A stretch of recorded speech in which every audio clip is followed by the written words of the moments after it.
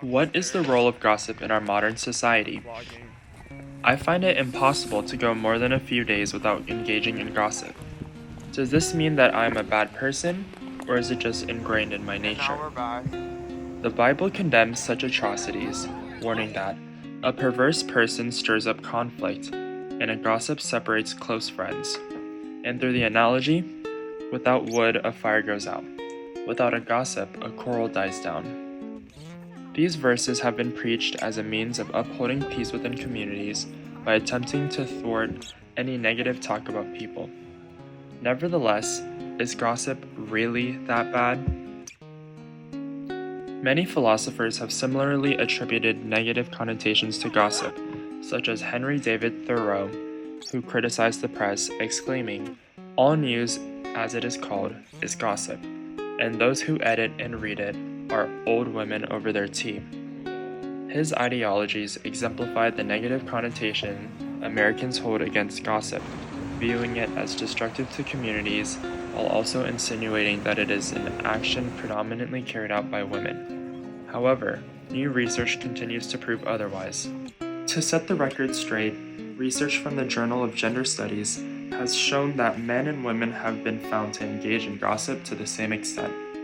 Similarly, research conducted at Stanford shows that the average American spends almost an hour a day in conversations about those who are not present, also known as gossiping.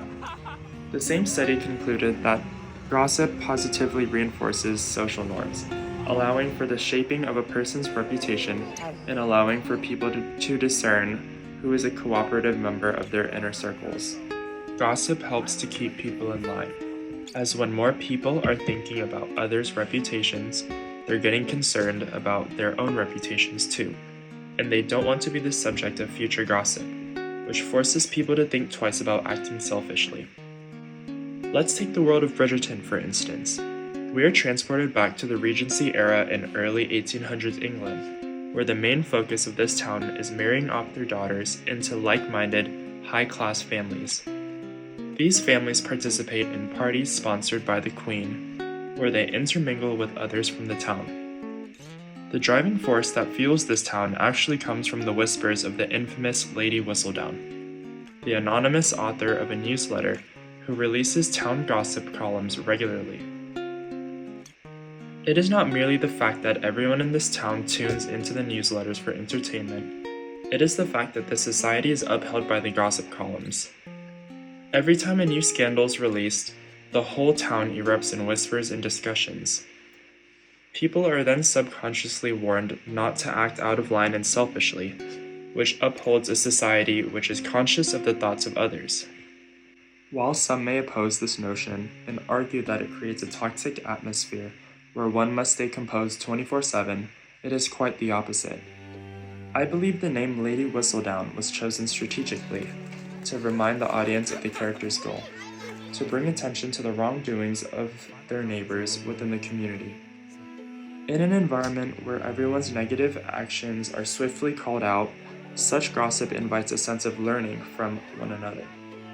It forms a community where we can still remain human in our mistakes, but also learn how to act as a consequence of our actions and our neighbors. In the case of this fictional world, it is over-dramatized, as the producers and screenwriters on Netflix did have to pump up the spectacles in the show to garner views. However, the underlying message does still ring true, that in order to uphold an amicable society, the negative and selfish actions of the individual must be counteracted in some way.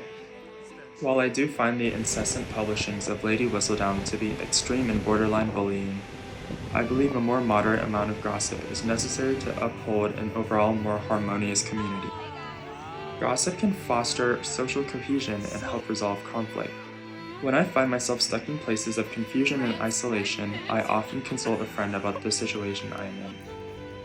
This not only allows me to relieve myself of a burden, but grants me insight into others' perspectives and suggestions on how to proceed.